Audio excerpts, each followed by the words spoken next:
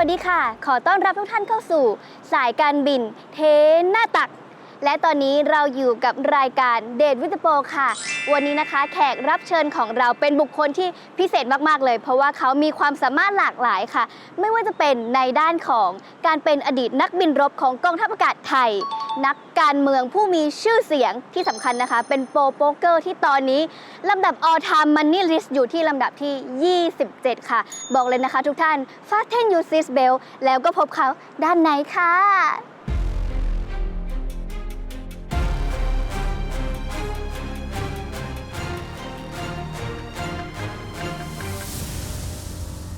พี่ปุ่นสวัสดีค่ะสวัสดีครับขอต้อนรับอย่างเป็นทางการนะคะกับคุณปุ่นสิทธาธิวารีหรือว่าแดดดี้ปุ่นค่ะ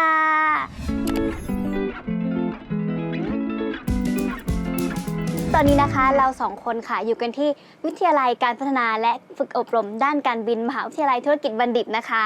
ก็เลยได้เหมาลำมาคุยกับพี่ปุ่นในวันนี้ค่ะตอนนี้ก็คือ private สุดๆนะคะอ่ะอย่างแรกที่เราอยากจะคุยกับพี่ปุ่นก็คือในเรื่องของ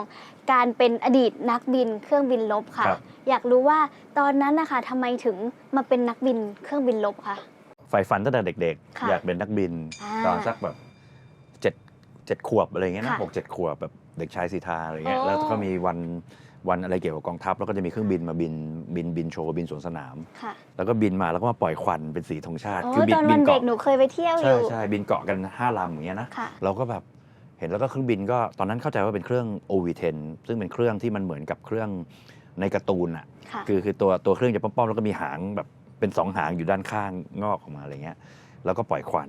เราก็รู้สึกว่าแบบเฮ้ยเคยเห็นในการ์ตูนมีจริงด้วยแล้วก็บินมาอะไรเงี้ยก็เลยใฝ่ฝันว่าอยากจะเป็นนี่พอเข้ามัธยมเข้าโรงเรียนเตรียมอุดมก็เพื่อนๆก็แบบจะเข้าหมอเข้าวิศวะเข้าอะไรเงี้ยแล้วก็เรียนก็อินตามเข้าไปแต่ว่าพอถึงเวลาที่จะเลือกจริงๆอ่ะเราแบบความฝันตั้งแต่วัยเด็กมันก็กลับมาว่าแบบเราอยากเป็นนักบินก็เลยไปสอบเข้าอ๋อแปลว่าอาชีพแรกแล้วก็ความฝันแรกก็คือการเป็นนักบินเลยพี่ปุ่นก็คือมาเส้นตรงเลยเหรอคะใช่ทีนี้ใช้เวลาอยู่นานไหมคะกว่าจะได้ขับเครื่องบินจริงต้องเรียนที่โรงเรียนในเรืออากาศ5 ปีคือจบมัธยมปลายใช่ไหมแล้วเข้าโรงเรียนในเรืออากาศ5 ปีแล้วก็ไปต่อโรงเรียนการบินอีกปีหนึ่งก็เท่ากับว่าต้องเรียน5 ปีบวกอีก1 ปีคือ6 ปีกว่าจะได้เป็นนักบินก็เท่ากับเหมือนกับทั่วไปคือ4 ปีเรียนหมอเลยนะคะนานมากเหมือนหมอหรือเหมือนแบบจบโทอะไรเงี้ยนะจบมาก็คือ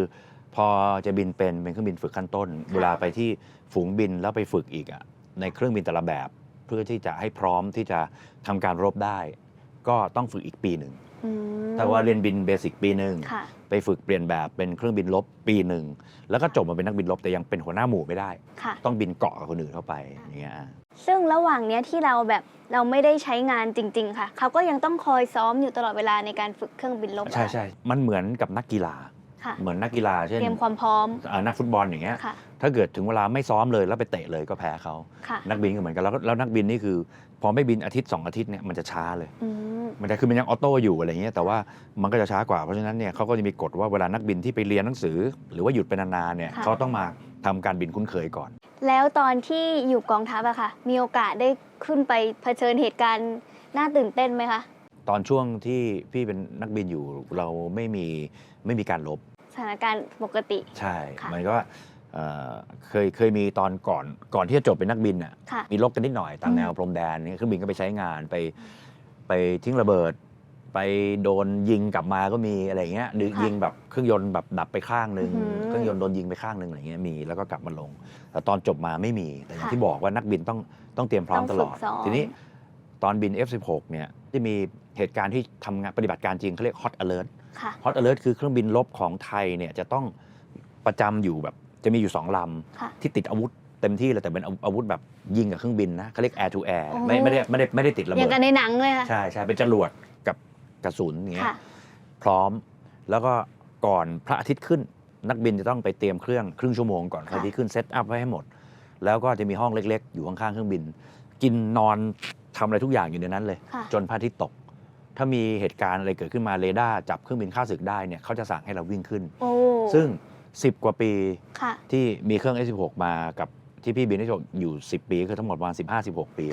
เคยมีเหตุการณ์ Hot Alert แค่ 3 ครั้งกินดิเข้าเวรทุกวันแต่3 ครั้งหนูก็ตื่นเต้นแล้วนะคะ3 ครั้งหมายความว่าทั้งหมดนะทั้งฝูงบินเนี่ย3 ครั้ง เป็นพี่2 ครั้ง โอ้โห คือเหมาคนเดียว2 ค คื รั้ง อพอหลังจากที่ทำเรื่องเครื่องบินลบใช่ไหมคะก็ผันตัวมาในด้านการเมือง ครับ จุดพลิกผันมันคืออะไรคะ คือตอนนั้นเนี่ยมีอดีตนี่แหละอดีตนายกทักษิณเขาตั้งพรรค ค่ะ การเมือง แต่อันนี้คือ25 ปีที่แล้วเนี่ยไปเจอที่ต่างประเทศ แล้วก็พอดีแบบไปนั่งทานข้าวแบบร่วมโต๊ะอะไรเงี้ยก็ฟังพูดว่าเขาจะตั้งพรรคจะนู่นจะนี่อะไรเงี้ยเราฟังปุ๊บเราก็เลยรู้สึกว่าแบบเฮ้ยชอบนโยบายเป็นพรรคแบบเป็นคนรุ่นใหม่เป็น ค่ะ อะไรสมัยนู้นนะคิดใหม่ทำใหม่อะไรเงี้ยเราพูดมาเลยก็เลยแบบเอ๊ะแล้วก็ตอนนั้นก็เป็นนาวาอากาศตรีละ ถ้าอย่างนี้ก็เราไปทำอย่างอื่นอะไรเงี้ยน่าจะแบบท้าทายกว่าทำประโยชน์ได้มากกว่าอะไรเงี้ยก็เลยออกมาแล้วก็ลงสมัครสส ปีแรกเลยคะหลังจากที่ได้มีการพูดคุยก็คืออ่ะลองลุยดูเลย เหลืออีกปีหนึ่งเลือกตั้ง ค่ะ คือตอนนั้นปี 43 ประมาณต้นปี ค่ะ แล้วก็เลือกตั้งปี 44 ต้นปี ค่ะ ก็ออกมาแล้วก็ลงพื้นที่ทำงานในพื้นที่กับชาวบ้านอยู่ประมาณปีหนึ่ง ค่ะ แล้วก็เลือกตั้งที่กรุงเทพมหานครเขต ค่ะ คลองเตย โอ้ ของ ใน เตย มื ก็ ง คือ เลยค่ะ สุขุมวิท ค่ะ คือสุขุมวิทคือพระราม 4 คือท่าเรือคลองเตยอะไรแถวนั้นก็ลงแล้วก็ได้เป็นสส โอ้ ตอนปี 44 ค่ะ ซึ่งฝนก็รู้สึกว่าพี่ปุ่นเนี่ยก็ถือว่าไปได้ดีในด้านการเมือง แต่หลังจากผ่านเวลาผ่านเรื่องราวมา เห็นล่าสุดอัปเดตกันว่าจะพักเรื่องการเมืองแล้วมันเป็นยังไงคะ ที่ผ่านมาทำงานการเมืองอยู่ใช่ไหม ค่ะ แล้วก็ไม่ได้เข้าสภา พอไม่ได้เข้าสภาตอนเนี้ยเหมือนกับจะพูดอะไรมันก็ไม่ได้มีอะไรเปลี่ยนแปลงไง อืม แล้วก็แบบถ้าพูดไปไม่เปลี่ยนแปลงเนี่ยก็ทำงานก็ปล่อยให้ทำไปคือจะพักไหนจะอะไรก็แล้วแต่ตรงข้ามไม่ตรงข้าม แต่ถ้าเขาทำให้ประเทศชาติดีขึ้นก็ต้องปล่อยเขาทำงานอะไรเงี้ยดีไม่ดีก็แล้วแต่คนตัดสินใจแต่เราก็คิดว่าไม่ได้มีประโยชน์อะไรก็ปล่อยให้ทำไป ก็มีฝ่ายค้านมีอะไรก็ว่ากันก็เลยพักก็คือเอาเวลาว่างไปทำอย่างอื่น ไปออกกำลังกายไปดูแลตัวเองอะไรเงี้ยดูแลลูก หลังจากที่กลับมารีเซ็ตตัวเองค่ะ มีโอกาสจะกลับไปทำงานด้านการเมืองอีกไหมคะ คือจริงๆแบบก็รู้สึกว่าไม่จำเป็นที่ต้องกลับเข้าไปในการเมืองนะแต่ถ้าเกิดคิดว่ายังทำประโยชน์อะไรได้อยู่ ห ค่ะ รือว่าทำไปแล้วรู้สึกว่าตัวเองมีคุณค่าอะไรเงี้ยก็เป็นไปได้ หรือจะไปทำอย่างอื่นก็ได้ คือไม่ได้มองว่าแบบอยากมาเป็นนู่นเป็นนี่เข้ามาในการเมืองจะตำแหน่งเงี้ยไม่ใช่ ค่ะ แต่คิดว่าถ้ามีประโยชน์ก็ทำอะไรเงี้ยแล้วก็ความถนัดของเราก็ไม่ได้กี่อย่าง แต่ว่าถามว่านานแค่ไหนก็แล้วแต่สถานการณ์ครับ ก็แฟนๆรายการก็ต้องติดตามนะคะ ว่าอนาคตพี่ปุ่นจะทำตรงไหนมีส่วนร่วมตรงไหนบ้าง แต่ว่าสิ่งที่วิลลิ่งที่จะทำเลยก็คือ อะไรที่เราสามารถช่วยได้ เราสามารถทำให้แบบอะไรมันดีขึ้นได้พี่ปุ่นก็ยินดี แต่ว่าเรื่องแบบจะลงเต็มตัวไหมอันนี้ก็เป็นเรื่องของอนาคตนะคะอ่ะงั้นเราพักเรื่องเครียดๆไปทำกิจกรรมสนุกๆดีกว่าค่ะ วันนี้นอกจากพามานั่งสัมภาษณ์บนเครื่องแล้วอ่ะฝนจะพาไปลองไฟซิมูเลเตอร์ค่ะ ครับ เพราะว่าพี่ปุ่นน่ะเคยขับเครื่องบินลบนะ แต่ว่ายังไม่เคยขับสไตล์โบอิงสายการบินต่างๆ เราจะไปทดลองกันแล้วก็มีคุณครูท่านรออยู่นะคะ เดี๋ยวไปพบกับคุณครูอีกที่หนึ่งเลยค่ะ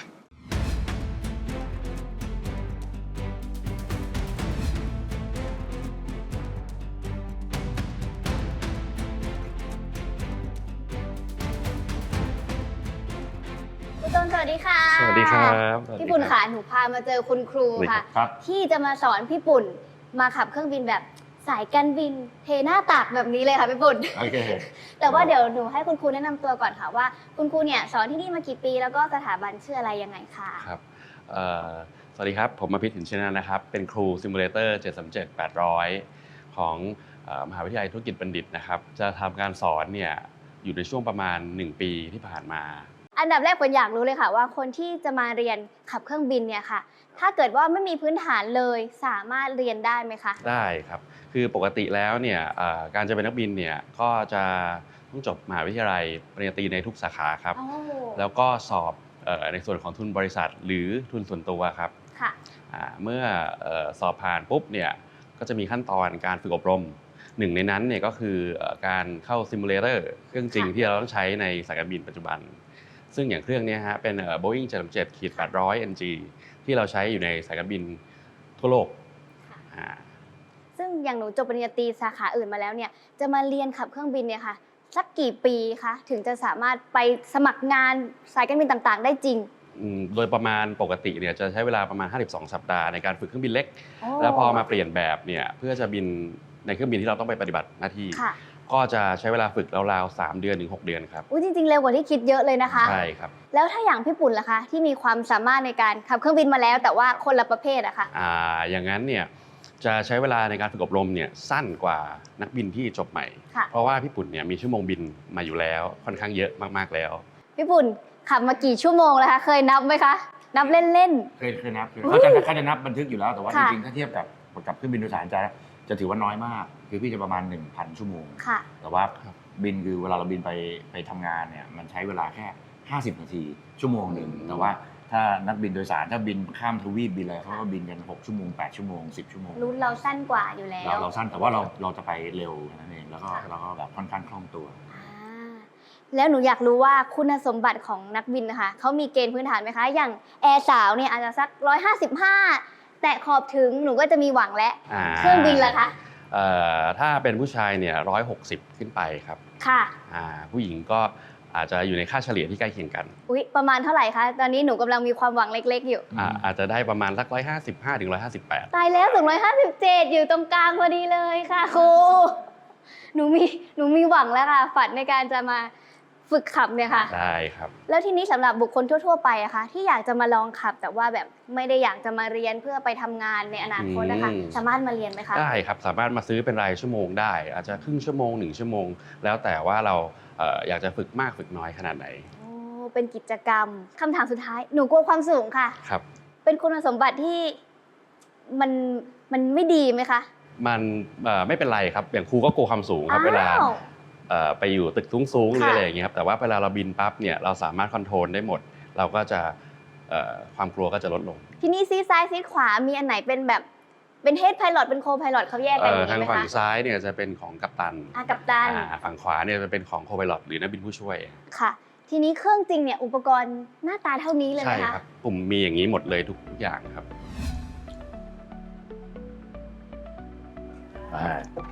เราเดินเฉยๆไม่ต้องเบรกนะครับโอเคนะได้ครับดีนะแล้วกดเลยใช่ไหมกดได้เลยครับมันไปเองใช่ไหมกดค้างเลยใช่ไหมปล่อยครับต้องจุนหัวไหมต้องดันหัวไหมไม่ครับเดี๋ยวมันปล่อยมันเลยนอกจากว่าสปีดได้เขายกใช่ไหมใช่ครับมันไม่ต้องแก้ท้อไม่ต้องตึงเลยไม่ครับแค่เลี้ยงเส้นขาไว้ใช่ครับดูสปีดสปีดไลฟ์ครับ129ครับ139โรเทตครับค่อยๆดึงได้เลยครับนี่ครับ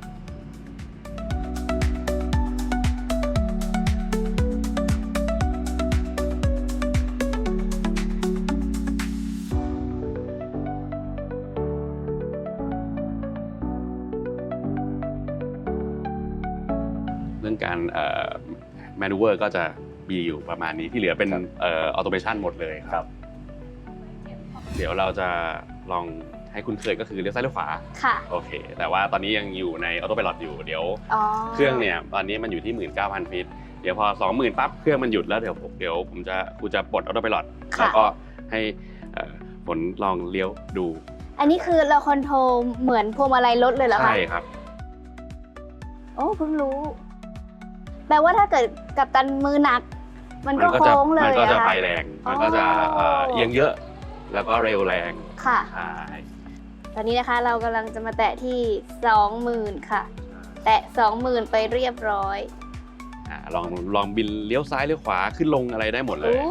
เวลาขึ้นเชิดหน้าขึ้นนี่ต้องดึงเข้าหาตัวครับดึงเข้าหาตัวถ้าจะกดก็คือดันลงไปก็คือจะเป็นผลักแนวอย่างนี้อะค่ะใช่ครับดึงเข้ากระดันออก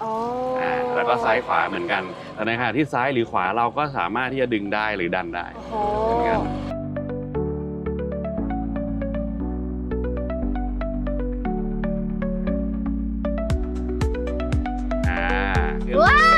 เครื่องมันก็จะเลี้ยวตาม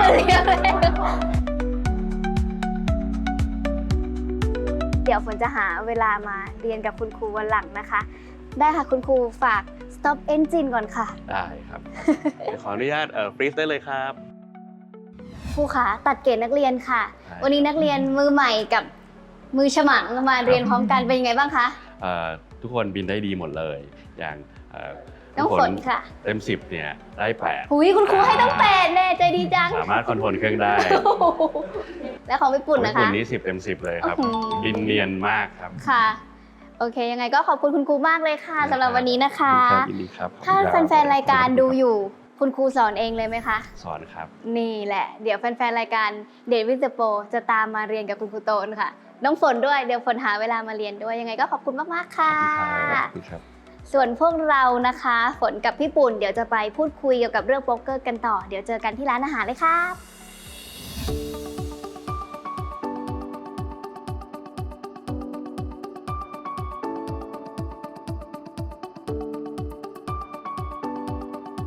โอเคค่ะหลังจากไปขับเครื่องบินกันมานะคะกองทัพต้องเดินด้วยท้องค่ะพี่ปุ่น เรามาแบบคุยสบายๆทานไปด้วยแล้วก็เมาไปด้วยนะคะ แล้วก็ตอนนี้นะคะเราอยู่กันที่ร้าน Brook Bunch and Bar ค่ะนี่อาหารน่าทานทุกอย่างแล้วก็บรรยากาศดีมากๆเลยนะคะ มาพูดถึงแฟนๆที่เขาติดตามพี่ปุ่น โดยเฉพาะในเชิงของโป๊กเกอร์ค่ะ ครับ พี่ปุ่นเริ่มแบบทำคอนเทนต์เกี่ยวกับโป๊กเกอร์หรือว่าสนใจโป๊กเกอร์ตั้งแต่เมื่อไหร่คะ คอนเทนต์ไม่ได้ทำเลย ค่ะ แล้วก็สนใจโป๊กเกอร์คือจริงคือพี่ว่าน่าจะมีแบบอาจจะ20 ปีหรือ ค่ะ 20 ปีได้20อาจจะ20 ที่เริ่ม กว่าปี รู้จัก ด้วย แล้วก็เริ่มทำความ ใช่จ คุ้ ริ น งๆอ่ะ เคย โป๊ก ค่ะ เกอร์มีหลายแบบใช่ไหม ค่ะ พี่รู้จักโป๊กเกอร์ตั้งแต่เด็กเลยอันนั้นคือแบบ30-40 ปีที่แล้ว ค่ะ สมัยก่อนมันจะมีก็เป็นโป๊กเกอร์5 ใบอะไรอย่างเงี้ย อ่า แล้วก็จะมีไพ่เขาเรียกเผเคยได้ยินปะ ยังไม่เค เป็น ย โป๊ก ค่ะ เกอร์แรงกิ้งเหมือนโป๊กเกอร์ทุกอย่าง ค่ะ แต่ว่าจะแจกคนละ5 ใบตอนแรกเนี่ยจะแจก2 ใบก่อน อืม คว่ำกับหงายแล้วก็ใกล้เกยกัน ค่ะ แล้วก็หงายใบต่อไปของใครของมันนะ ค่ะ ไม่มีคอมมูนิตี้การ์ด ค่ะ แล้วก็หงายไปแบบใบที่3ใบที่4ใบที่5แล้วก็เกยไปคล้ายๆกัน อุ้ย แต่ไพ่ใครไพ่มันแล้วก็เห็นใบหนึ่ง ค่ะ แล้วก็เดาแล้วทั้งหมดอ่ะไม่ได้เอาทั้งสำรับ แต่แบบเอาแบบ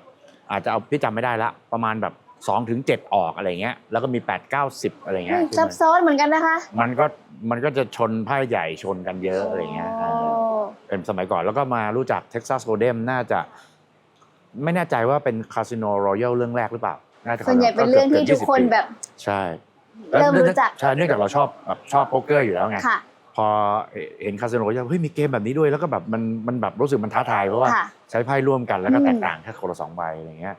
ก็เลยมาดูเสร็จก็มาหัดเล่นกับเพื่อน ค่ะ เล่นกันเองสอนกันเองเล่นกันเองอะไรเงี้ย เรียนรู้ไปพร้อมๆกับเพื่อน ใช่ ในสมัยนั้นช่วงไหนคะมหาลัยหรือยังคะ โอ้ยเกินแล้ว เกินแล้ว เป็นแบบเพราะว่าพี่เข้าการเมืองมาก็ ค่ะ 25 ปีแล้วอ่ะวันนั้นก็จำไม่ได้ว่าตอนช่วงรอยต่อระหว่าง ค่ะ จะออกมาการเมือง ก็คือเริ่มทำงานไปแล้วในวัยทำงาน ใช่ แล้ว ไป ค่ะ ทำงานแล้ว เดี๋ยวจะไม่ชิลอุ๊ย เอา หนู เอา ขอ เลย หนู ว่า ขอ มันใหม่อยู่ได้ ช้อน เลย กลางด้วยนะ มัน คะ ใหม่เลยได้เล ขอบ ย คุณค่ะ เราแจกจ่าย โอ้โหอันนี้แบบชอบมาก ลุยเลยค่ะ อืม เบคอนแบบมันๆหนา ได้ไหม ๆสามารถค่ะคุณ สามารถ อันนี้ ก็เป็น บี ค ฟ นชอบแบบ เทอร์ ไอ้ กิ นี่ด้วยบรันช์อ่ะชอบอาหารเช้า เหมือนกันเลยค่ะ อันนี้นะ ขอบคุณค่ะ หน้าไป เดี๋ยวพี่ ทูน่าหรือบีฟเหมือนจะเป็นบีฟ พี่โจมตีด้วยกันตัดไอ้นี่ให้นะ ได้ค่ะ 3 ชั้น อู้ เขาเรียกเป็นแฮมเรียกว่าแฮมก็จะ ค่ะ รู้สึกผิดน้อยลงเลยดิ แต่ว่ามันอร่อยมากขอโทษนะค ข รั อบคุณมากค่ะนี่เป็นเกียรติอย่างยิ่งนะคะวันนี้ ได้เลย ค่ะ แล้วทีนี้แล้วพอมาแข่งขันนะคะ ได้ไปทัวร์นาเมนต์จริงจังครั้งแรกเมื่อไหร่คะ ทัวร์นาเมนต์จริงจังครั้งแรกอ่ะไปดูในไอ้ที่เขาแบบไอ้โป๊กเกอร์ดีบีอ่ะเฮนดอนม็อบใช่ไหมในเว็บอ่ะชื่อพี่มันตั้งแต่ปีแบบ11หรืออะไรอย่างเงี้ยเอาปี1เป็นประมาณปีอะไรอย่างนั้นนะปีก่อน11ด้วยมั้ง เพราะเรียกได้ว่าประมาณ10 กว่าปีที่แล้วเลยที่ไปเป็น ใช่ ทัวร์แบบออฟฟิเชียลค่ะ ใช่เป็นทัวร์แล้วก็ตอนนั้นอ่ะคือเราก็อยู่เมืองนอก ค่ะ คือมันไม่ได้ผิดกฎหมายไงให้ไปเล่นที่เมืองนอกไปเล่นเสร็จแล้วก็ปรากฏว่าหลังจากเล่นไปแล้วก็ยังไม่รู้เรื่องเลยแล้วก็พอเขาบอกว่ามีเว็บไซต์นี้แล้วก็มีเว็บไซต์นี้ก็เลยเข้าไปดู ค่ะ ปรากฏว่ามีชื่อเราด้วย อ๋อเพราะว่าเราแบบอินเดอะมันนี่ก็เลยมีชื่อเราด้วย ใช่แล้วก็เราเป็นนักการเมืองไง ค่ะ แล้วคนไทยก็จะมองว่าแบบเป็นการพนันเป็นอะไรอย่างเงี้ย เข้าใจ แล้วก็จะเพียงแต่ว่าตอนนั้นอ่ะเขาเอาชื่อเราจากพาสปอร์ต ค่ะ ไปเขียนยศนาวาอากาศต โอ้ รี โหแล้วเราก็มียศเราอยู่ในเว็บ แต่ว่าคนก็ไม่รู้เป็นเราไง อืม เพราะ1คนไทยไม่เล่นโป๊กเกอร์ก็ไม่มีใครมาดูในนี้ใช่ไหมแล้วก็แบบ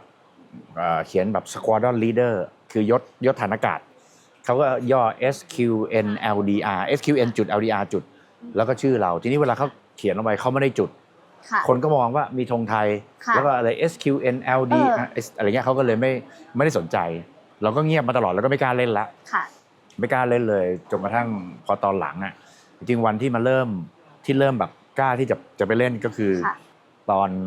อนปุณณัฐได้ที่1 Triton คือแบบคนแล้วกดเข้าไปเชียร์ใช่ไหมคนไทยด้วยกันปรากฏว่าคนดู 6,000 อ่ะแล้วความรู้สึกของพี่ตอนนั้นคือตอนสมัยนั้นเรารู้สึกว่าโป๊กเกอร์ไม่มีใครรู้จักมีคนรู้จักน้อยแต่พอ 6,000 แล้วเข้าไปดูแบบเกลียนไม่รู้แต่ภาษาไทยเรียบเลยแบบคนไทยเชียร์แหลกหมดเลยแล้วก็ให้อย่างงี้แบบคอมมูนิตี้มันใหญ่กว่าที่เราคิดนะใหญ่มากแล้วก็ให้คนเปิดรับนี่อะไรเงี้ยเข้าไปตั้ง 6,000 อ่ะอะไรเงี้ยเข้าไปดูแล้วก็เป็นคนไทยน่าจะเกินครึ่งอ่ะเดี๋ยวนี้เวลาแข่งนี่ภาษาไทยบานเลยนะทั้งหมดเป็นแสนแล้วนะคะตอนนี้ยอดวิวสูงกันมากๆเลยค่ะพี่ก็เลยแบบถ้าอย่างเงี้ยเล่นได้แล้วพอเห็นบุญนาถไปนั่นแล้วก็ช่วงนั้นจะไปแบบว่างๆพอดีแล้วก็ไปเที่ยวอังกฤษแล้วก็ไปรีจิสเตอร์เล่นทัวร์นาเมนต์เลยแล้วรางวัลที่ได้ใหญ่ที่สุดค่ะก็คนนั้นเลยใช่คือตอนที่เราคัมแบ็กแล้วเราก็ใช่จากที่ไม่ได้เล่นมานานมากๆแล้วก็ไปนี่แล้วก็ไปเล่นก็คนไม่รู้จักไงเพราะว่าไม่มีใครรู้จักแล้วชื่อยังเป็นมีตัวยศยาวๆอยู่ข้างหน้าอยู่แล้วพอตอนหลังก็นี่แหละให้ทางเทน่าตักนี่แหละพอเราก็บอกของเรามีอยู่แล้วนะแต่เขาบอกเขาไม่เห็นชื่อเราแล้วจำได้ไหมตอนเสิร์ชชื่อไม่ขึ้นเพราะว่าเรามียศข้างหน้ายาวทีเนี้ยพอโป๊กเกอร์มันบูมในเมืองไทยใช่ไหมเขาก็ติดตามแข่งขันต่างประเทศแล้วอยู่ๆมีธงไทยแล้วก็ชื่อเราตอนนี้ไม่มียศละเขาก็เลยรู้มันก็เลยเป็นข่าวในเทน่าตักที่เมืองไทยพอเป็นปั๊บก็ปาเต้ก็มาสัมภาษณ์วันนั้นมาหมดเลยปาเต้มีทั้งเต้ทั้งเต้นทั้งอะไรนะมากันหมดเลยแล้วก็แต่เขามานั่งดูอย่างเงี้ยแล้วปาเต้ก็สัมภาษณ์พอเสร็จแล้วเราก็เลยคุยว่าจริงๆมีชื่อแต่ว่ามันมียศทางเทน่าตักก็เลยบอกว่าไปดูก็เป็น2คนเนี่ยเขาแยกกันเขาก็เลยติดต่อไปแล้วเขาก็รวมเป็นชื่อเราแล้วก็ใส่รูปที่ไปนั่งเล่นให้เรียบร้อยหนูมีชื่อแต่หนูยังไม่มีรูปค่ะว่าจะให้ทีมส่งรูปสวยๆใส่ให้เลยใช่นะคะเดี๋ยวเลือกรูปแล้วก็แต่งรูปให้เรียบร้อยเดี๋ยวหนูจะมีรูปบ้างเอารูปวันนี้เลยไปเปลี่ยนโต๊ะเป็นโป๊กเกอร์เขาจะแบบไซส์จ็อบเป็นแอร์เมนจ็อบเป็นโป๊กเกอร์ทัวร์นาเมนต์เพลเยอร์โอเคค่ะเอาให้บุญมัมก่อนแล้วเดี๋ยวเราคุยคำถามต่อไปจอยๆนะคะ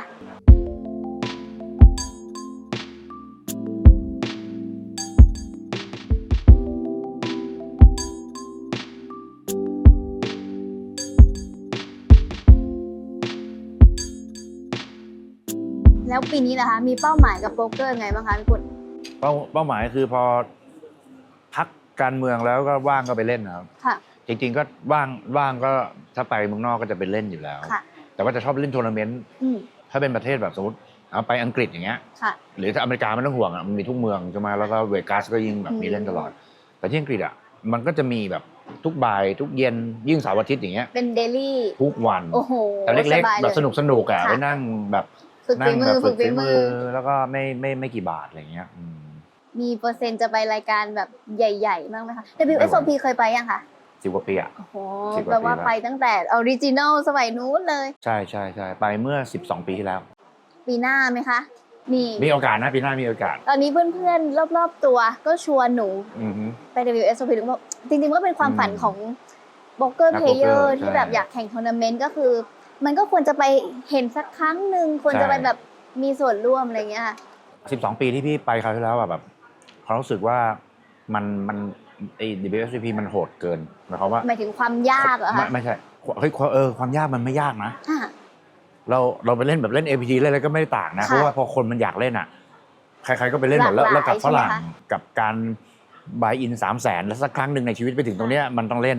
มันก็เลยคนมันก็เลยได้เล่นเป็นหมื่นใช่ไหมแล้วก็เท่าไหร่13,300เหรียญก็เท่าไหร่3-4 แสน300,000ค่าบายอินนะคะใช่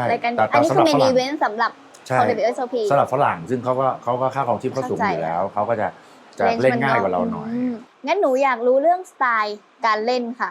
เพราะหลายคนบอกว่าเป็นโอสกูเน้นอ่านคนดูเกมบนโต๊ะหรือว่าเป็นสาย GTO คะสายแบบดูเลยตลาดมันเป็นยังไงโพสิชันนี้เป็นยังไงของพี่ปุ่นอยู่สไตล์ไหนคะคือแน่นอนว่าตอนที่เราเริ่มเล่นอ่ะมันไม่มีใครรู้จัก GTO เลยค่ะในตอนนั้นยังไม่มีคนคิดGTO ขึ้นมาเลยใช่ไหมคะที่ถามว่าเอาจริงมันมีไหมมันก็มีเป็นทฤษฎีของแต่ละคนไงใช่ไหมเพราะนั้นเนี่ยของแต่ละคนเนี่ยเราไม่รู้ว่ามันเป็นออพติมอลหรือเปล่าเพราะว่าแต่ละคนก็คาดเดาเองอย่างสมมติจะบอกว่า A10 A9 อย่างเงี้ยบางคนอาจจะคิดว่ายังไม่มีเลนส์กลางๆที่แบบเป็นมาตรฐานเท่าไหร่ A7 ใหญ่มากแล้วก็แต่ก็จะรู้แบบโดยประสบการณ์ว่าถ้าเป็น early position ก็อันตรายหน่อยอะไรเงี้ยก็จะรู้แต่ว่ามันไม่มีเป๊ะๆแบบนี้คือพื้นฐานของมันก็คือคนไปสอน AI ให้เล่น ใช่ไหมแล้ว AI มันก็สามารถจะลองเป็นทริลเลียนแฮนด์ได้แล้วมันก็จะรู้ค่าที่ดีที่สุดว่าตรงเนี้ยอะไรดีที่สุดก็เอากลับมาสอนคนค่ะอันนี้พอเขาศึกษาลึกเขาก็มีทั้งบาลานซ์มีทั้งบลัฟมีทั้งอะไรทุกอย่างอยู่ในนี้หมดข้อมูลมันก็หลากหลายแหละไม่ใช่ข้อมูลกลางอันเดียวเพราะฉะนั้นถามว่าคนแบบเราเล่นยังไงก็คือจริงๆก็คือแน่นอนเริ่มจาก explore ใช่ไหมเริ่มจาก old school แต่ว่าใน old school อ่ะมันก็จะมี GTO ของมันเองของแต่ละคนก็คือเราจำข้อมูลมาแม้จะเป็น old school แต่เราก็ต้องจำข้อมูลมาเก็บประมวลอีกทีนึงไม่มีใครรู้ว่าอันไหนถูกอันไหนผิดค่ะส่วนบุคคลสุดๆเลยเนาะใช่มันก็แล้วแต่แบบคนสอนเขาบอกเราประมาณไหนแล้วก็ยึดเอาประมาณนั้นอะไรเงี้ยแล้วมันก็จะมีแบบ A ถึง2อ่ะซูทออฟซูทอะไรเงี้ยก็มีคล้ายๆกันแล้วก็แต่ละคนก็มาร์คของตัวเองไว้อะไรเงี้ยแต่ว่าพอมี GTO มันก็จะแม่นขึ้นแล้วก็มันก็จะละเอียดยิ่งขึ้นเพราะพอไปสอน AI มันลองเป็นพันล้านตาอย่างเงี้ยมันประมวลให้เราแล้วเนาะมันรู้หมดแล้วมันก็มาให้เราดูแล้วมันก็มีวิธีคิดแล้วก็บางคนก็จำมันได้อย่างเงี้ยทีนี้ถามว่าเป็นทางไหนก็มาจาก Exploit แล้วก็ถึงเวลาได้ตัวนี้มาก็มาเสริมแล้วก็มาขยับปรับของเราให้มันเข้าใกล้กับอีกอย่างหนึ่งก็คือพอเราเกิดจากตรงนั้นน่ะเราก็จะมีมุมในการอ่านคนได้อาจจะแบบเป็น priority แรกของเราเป็นประสบการณ์แรกของเราเลยแต่คนที่เรียน GTO ก็จะดูจาก GTO เลยที่พอสติ๊กกับ GTO แล้วเราไปอ่ะมันก็จะคือ2ค่ายที่เขาว่าเนี่ย GTO ก็จะบอกเฮ้ยอันนี้ old school เราต้องเล่นอย่างนี้ส่วน old school ก็บอก GTO เดี๋ยวเจอเราเลยคนละสายถ้าเรารู้ GTO อ่ะเรารู้ GTO เราก็รู้เลยว่าตำแหน่งนี้เขาคิดยังไงแล้วเราต้องทำยังไงเขาถึงจะหมอบคือแปลว่าเราอ่ะพัฒนาเอามาประยุกต์เอามาทั้ง2สายเลยก็คือเป็นข้อได้เปรียบของเรานะคะเพราะว่าเราก็จะมีเซนส์ของ old school ที่เราเคยแบบดูคนมาแต่ข้อมูลแบบที่เขาเล่นเราก็มีเหมือนกันดังนั้นถ้าเกิดว่าสาย old school เขาจะพูดถึงเรื่องจิตวิทยา mindset ต่างๆเยอะหนูอยากรู้ว่าในส่วนของโป๊กเกอร์กับงานการเมืองเนี่ยค่ะมีจุดร่วมกันไหมคะของสิ่งเหล่านี้แบบเอา mindset มาทำงานการเมืองมีแบบโป๊กเกอร์เฟสอะไรอย่างนี้บ้างไหมคะพี่แบบคิดมาตลอดนะตั้งแต่ก่อนที่จะแบบเรื่อง GTO เรื่องอะไรเงี้ยพี่คุยทุกคนว่าแบบเฮ้ยโป๊กเกอร์จริงๆมันจำลองชีวิตคนเลยนะมันไม่ได้แค่เรื่องการเมืองหรือแค่เรื่องการทำงานแต่มันเป็นเรื่องของการใช้ชีวิตร่วมกับผู้อื่นด้วยเรื่องของการที่จะสื่อสารกับคนอื่นอะไรเงี้ยมันก็เลยแบบเหมือนกับจำลองชีวิตซึ่งในที่สุดแล้วอ่ะพอเราศึกษาพอมาเอามารวมกับ GTO เนี่ยมันกลายเป็นว่ามันสอนให้เราแบบรู้จักบาลานซ์ซึ่งทุกอย่างมันต้องบาลานซ์อ่ะจะทั้ง work life balance เรื่องอะไรต่างๆเนี่ยมันก็อยู่ในการบาลานซ์ของโป๊กเกอร์กับ2คือคนอ่ะมันจะพี่คิดว่าคนทั่วไปอ่ะเวลาเราจะเอาชนะใครสักคนหนึ่งอ่ะมันจะมีท่าไม้ตายของแต่ละคนเช่นบางคนตัวใหญ่กว่าก็ใช้กำลังบางคนใช้ร้องไห้บางคนตอนเด็กๆอาจจะใช้ลงไปดิ้นอยู่กับพื้นใช้ทำร้ายตัวเองใช้ประชดประชันอะไรเงี้ยแต่ว่าถ้าเกิดใครทำอะไรอย่างใดอย่างหนึ่งสำหรับโป๊กเกอร์มันคือจุดอ่อนหมดถูกไหมไทยก็คือจุดอ่อนลูสก็คือจุดอ่อนมันต้องบาลานซ์ทุกอย่างเพราะฉะนั้นเนี่ยถ้าเกิดเรารู้จักพวกนี้มันจะบาลานซ์ตัวเองอยู่ในสังคมได้ดีแล้วก็มันจะรู้จักควบคุมอารมณ์ไงก็ถือว่าจริงๆแล้วความเรื่อง mindset จิตวิทยาบนโป๊กเกอร์เนี่ยมันคือ daily life เลยไม่ใช่เฉพาะเรื่องการเมืองที่คุณมองว่าอย่างนั้นใช่แล้วก็มันก็ใช้กับการเมืองได้ใช้กับอะไรทุกอย่างได้มันติดตัวกับเราเนาะทีนี้หนูขอถามเรื่องครอบครัวนิดนึงค่ะหลายๆคนเนี่ยเขาก็จะแบบชวนลูกๆเล่นหรือว่าลูกๆก็อาจจะแบบสนใจเหมือนกันไม่ทราบว่าครอบครัวพี่ปุ่นเนี่ยลูกๆมีใครสนใจโป๊กเกอร์เหมือนกันไหมคะมีลูกชายคือพี่ลูก4คนคนโตลูกสาวนะแล้วก็ผู้ชาย3คนลูกชายคนคือลูกคนที่2อ่ะก็คือลูกชายที่เป็นผู้ชายคนโตเนี่ยตอนนี้เขา12แต่เขาสนใจแต่ก็ไม่เคยได้เล่นจริงจังแต่ก็ชอบแบบคุณพ่อมาถามแล้วก็เราจะมีแบบเป็นไอ้ชิปอะโป๊กเกอร์เซตอะแต่เป็นชิปแบบของโป๊กเกอร์สตาร์เขาทำนะแล้วพี่เห็นมันน่ารักดีเพราะว่าชิปมันเท่าแบบเนี่ยเท่าเล็บอะเท่าเหมือนเหรียญบาทเล็กอะเล็กๆเหรอเล็กๆแล้วก็เป็นกล่องเล็กๆแล้วครบเซตแล้วก็เป็นเซตเล็กสำหรับเด็กๆแล้วก็ไพ่ก็ไซส์โป๊กเกอร์มาตรฐานของโป๊กเกอร์สตาร์นะแล้วก็เล็กๆอะไรอย่างเงี้ยเวลาไปไหนมันเบาๆก็ถือไปแล้วก็เล่นกับเขาอะไรอย่างเงี้ยเคยนั่งรถไฟแบบที่มันนั่งมีที่นั่งแบบสบายๆหน่อยนะแล้วนั่งไปหัวหินก็เล่นโป๊กเกอร์ไปตลอดทางแล้วที่เหลือเชื่อคือเขาอายุตอนนั้นเขาอายุ11นะพอเล่นเนี่ยแล้วเขาก็เริ่มรู้แล้วล่ะเขาก็จะถามว่าพ่อสีกับสเตรทอันไหนใหญ่กว่ากันอะไรเงี้ยแล้วบอกสีใหญ่กว่าแล้วก็ถามบอกว่าไพ่อ่ะ สำรับหนึ่งมีกี่ใบ เริ่มเก็บข้อมูลละเอียดขึ้น กี่ใบแล้วก็บอกมี52ใบ52ใบอ่ะเสร็จแล้วเขามาถามปุ๊บอ่ะเราก็รู้พอ52ใบเด็กอ่ะเวลานับเลขอ่ะมันก็จะแบบเนี้ยเราก็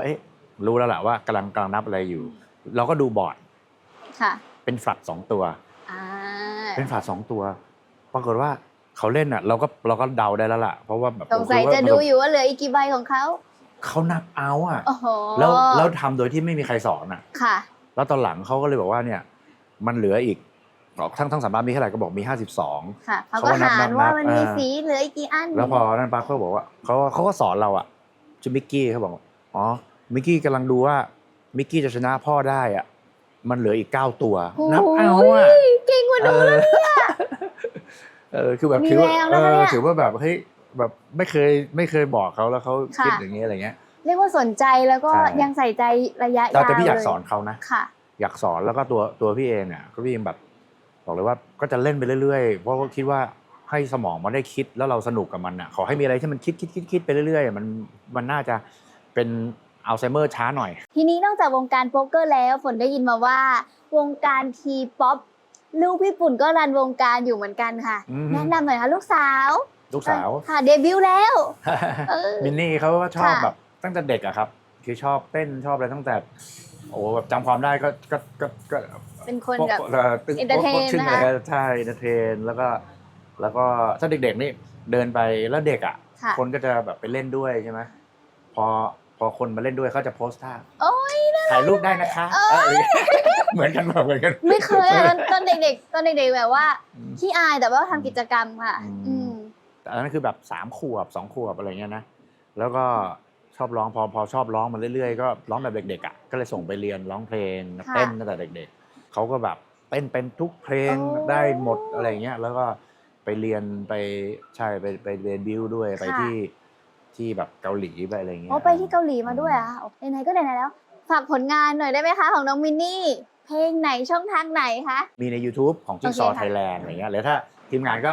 ลงก็ได้แล้วเดี๋ยวถ้าใครอยากดูก็ได้ได้ค่ะเดี๋ยวให้แฟนๆช่องนอกจากติดตามพี่ปุ่นแล้วต้องไปติดตามน้องมินนี่ด้วยนะเดี๋ยวฝนก็จะไปดูเหมือนกันค่ะยังไม่มีโอกาสได้ดูเลยเราคุยกันมาแบบอัดแน่นนะคะสุดท้ายนี้อยากให้ฝากถึงน้องๆหรือว่าเพื่อนๆพี่ๆหลายๆคนที่แบบชอบวงการโป๊กเกอร์ค่ะมีข้อแนะนำหรืออะไรบอกแฟนๆรายการหน่อยค่ะคือจะบอกว่าเล่นก็อย่างที่ศึกษาครับแต่จริงๆอ่ะผมเชื่อว่าคนรุ่นใหม่อ่ะเขาศึกษาแล้วก็มีเวลาในการที่ไปดูศึกษาลึกกว่าผมอยู่แล้วแต่ก็อาจจะบอกกับหลายๆคนที่เข้ามาเล่นใหม่แล้วก็คิดว่าแบบมันฉันเข้าใจนะฉันรู้นะฉันเก่งนะฉันสู้ได้อะไรอย่างเงี้ยคือจริงๆอ่ะมันเป็นเกมที่ต้องศึกษาลึกมากๆแล้วก็อย่างคนที่เก่งๆพวกเบอร์ 1คุณนัทอย่างเงี้ยเพราะว่าคุณนัทนี่ผมว่าถ้าเทียบกับเรียนอ่ะผมว่ามันเรียนประมาณด็อกเตอร์แบบ3 ใบอ่ะในความการศึกษาของเขาอ่ะเพราะว่าเราก็ห่างจากเขาเยอะอะไรเงี้ยแล้วเขาเห็นภาพเขารู้อะไรในสิ่งที่เราไม่รู้อ่ะคือไปดูปุณนัทแล้วมันบางทีมันก็แบบเราก็งงๆอ่ะหรือเราไปดู GTO บางทีเราก็งงๆว่าไพ่อย่างนี้คอได้ยังไงอะไรเงี้ยแต่เขารู้เลยแล้วเขาก็เหมือนเขาออโต้ว่าเขามิกด้วยนอกจากพื้นฐานที่รู้แล้วเขาจะแบบบาลานซ์ยังไงอย่างที่พี่ปุ่นบอกว่าจริงๆเกมมันต้องมีการบาลานซ์กันสูงแล้วพอเป็นเกมใหญ่อ่ะเขาศึกษาผู้เล่นทุกคนแล้วก็รู้ลีกของแต่ละคนอะไรเงี้ยอีกขั้นหนึ่งเลยนะคะอีกขั้นหนึ่งเลยเพราะนั้นก็อยากให้มองเป็นเกมกีฬาแล้วก็มองว่ามันเป็นเกมซึ่งถ้าเล่นแบบเราไม่ได้ไปขัดทุนอะไรมากมายมันก็เป็นเกมที่ได้ฝึกสมองไปด้วยแล้วก็รีแลกซ์เอนจอยกับเพื่อนฝูงแล้วก็ถ้าตั้งใจเล่นมันก็จะไม่แบบ expect value ก็จะไม่เป็นลบหรือว่าไม่ได้ขาดทุนอะไรมากมายไปแข่งทัวร์นาเมนต์ต่างประเทศก็บางคนก็ได้กำไรกลับมาบางคนก็อาจจะก็ได้มิตรภาพกลับมามิตรภาพกลับมาแล้วก็อาจจะหักค่าเครื่องบินค่าอะไรแล้วก็เสียน้อยหน่อยอะไรประมาณนึงอะไรเงี้ยแล้วก็มันก็มีช่วงดาวสวิงก็มีก็เข้าใจเช่นหนูเป็นต้น แต่ว่าไปกันต่อเพราะว่าเราตั้งใจศึกษาได้ค่ะวันนี้ขอบคุณมากๆเลยนะคะพี่พลขอบคุณค่ะก็แฟนๆรายการนะคะเดทวิดโปรเทมหน้าจะเจอกับโปรคนไหนฝากติดตามด้วยนะคะวันนี้เรา2 คนถึงเวลากินอย่างเต็มที่แล้วค่ะบ๊ายบายค่ะ